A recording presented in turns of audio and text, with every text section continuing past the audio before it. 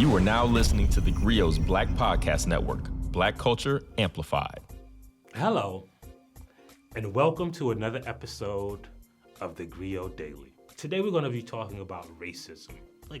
There's a growing mountain of research that shows that racism is really a disease. And we used to say that metaphorically, but now there's actual medical proof that it increases, it's racism can be detected in something that's called telomeres, and it affects your heart, your blood pressure. And it's not just stress, it's a specific thing that racism does to your body.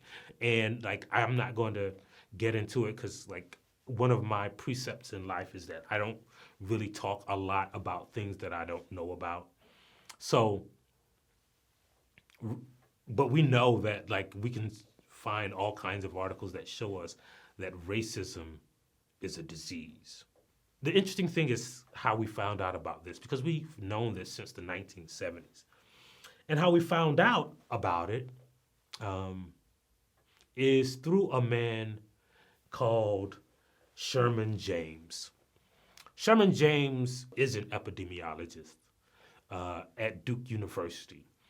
And he discovered this thing back then in the 1970s called John Henryism. And what John Henryism is the preponderance or the effort that Black people give out to outwork racism. So, there's this belief that, you can achieve anything through hard work and education. Sherman is kind of proof of that, right? He grew up in this small town called Hartsville, South Carolina, down the street from me. And he worked his way up to becoming a medical doctor, an epidemiologist, a professor at Duke University. But he was doing this study in the 1970s. And he was basically interviewing people. It wasn't really centered on racism, but he met this man, and what happened was he just started focusing the study on this man, and he created this name for this term for this disease that affected this man, and he called it John Henryism. Now, a lot of people think that John Henryism refers to the old tale. It's a story, a legend about a man named John Henry. If you don't know the story, John Henry was supposedly a railroad worker. He was the strongest, biggest railroad worker, and he bet in some versions of the story. He made a bet in some versions of the story that he was incarcerated. They told him that he could be free if he could beat the train it was new technology that they were using to bore a hole through the mountain. And John Henry grabbed his sledgehammer and he started whacking at the mountain as the train tried to whack a tunnel through the mountain. And John Henry beat the train, drove a hole in the mountain before a train filled with dynamite could.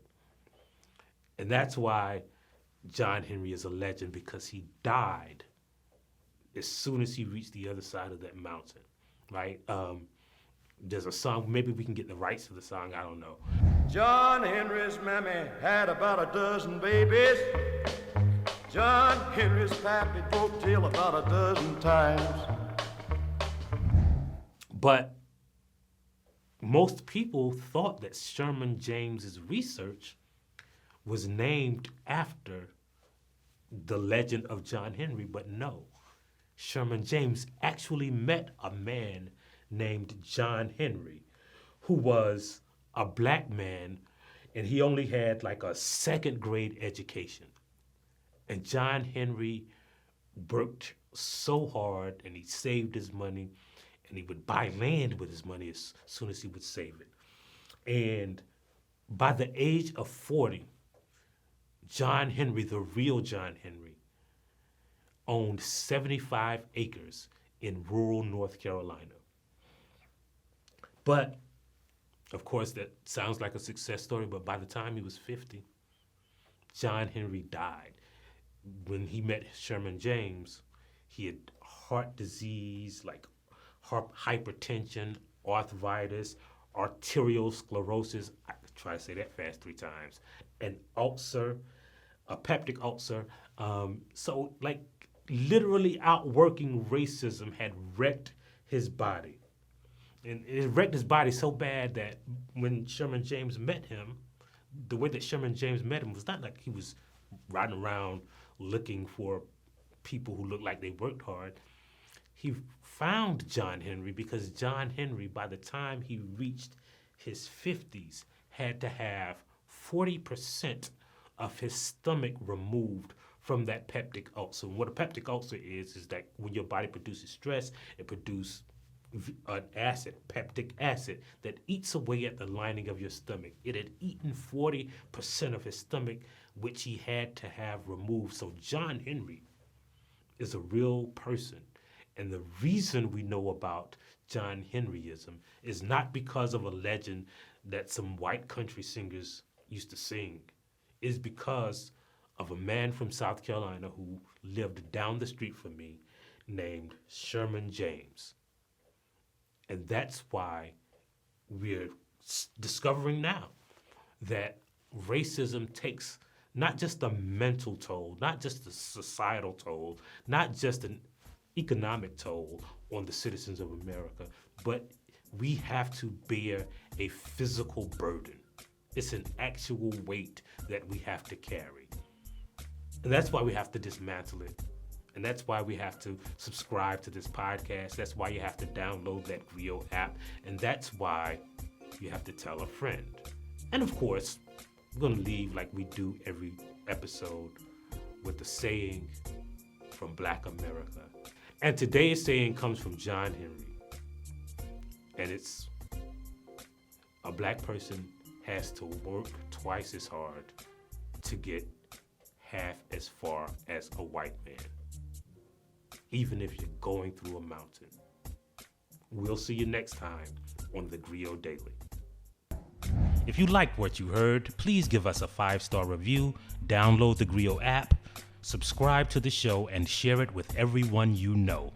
Please email all questions, suggestions, and compliments to podcasts@thegrio.com.